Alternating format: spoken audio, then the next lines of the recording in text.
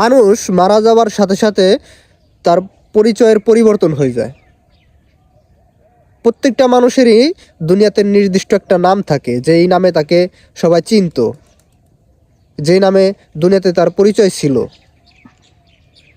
কিন্তু আপনি মারা যাওয়ার সাথে সাথে আপনার নামের পরিবর্তন হয়ে যাবে, আপনার নাম হয়ে যাবে লাশ। মানুষ আর তখন বলবে না যে অমুক লোকটা কোথায়, অমুক লোকটা কোথায়, আপনার নাম ধরে আর বলবে না। তখন আপনার নাম হয়ে যাবে লাশ। হন আপনি গরিব বা হন আপনি ধনী, তখন ধনী গরিব সবারই ওই একই অবস্থা হয়ে যায়।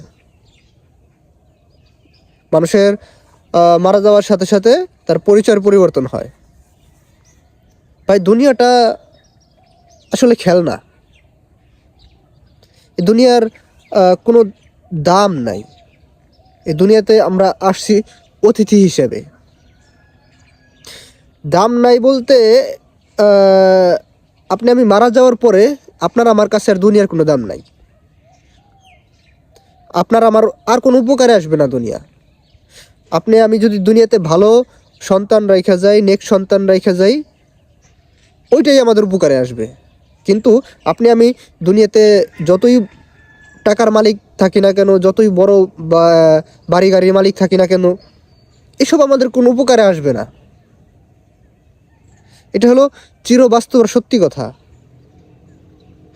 আপনি আমি মারা যাওয়ার সাথে সাথে এই দুনিয়ার আর আমার কোনো প্রয়োজন নাই। কিন্তু দেখেন, এখন আমরা জানি দুনিয়া কামাতে ব্যস্ত সবাই।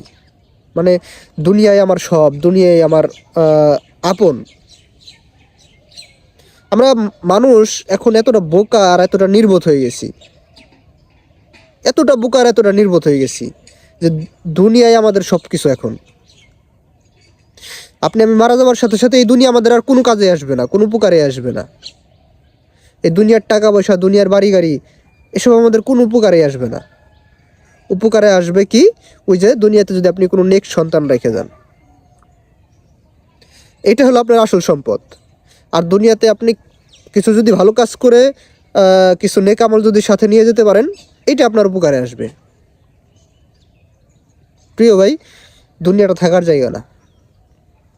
দুনিয়াতে আমরা কেউ থাকতে আসি নাই, কেউ না, আমরা কেউ দুনিয়াতে থাকতে আসি নাই, কেউ দুনিয়াতে থাকতে পারবো না। এটা হচ্ছে চিরবাস্তব আর সত্যি কথা। তাই আসুন দুনিয়াকে আপন না ভাবি, দুনিয়াকে প্রিয়জন না বানাই, প্রয়োজন হিসাবে ব্যবহার করি। আসসালামু আলাইকুম।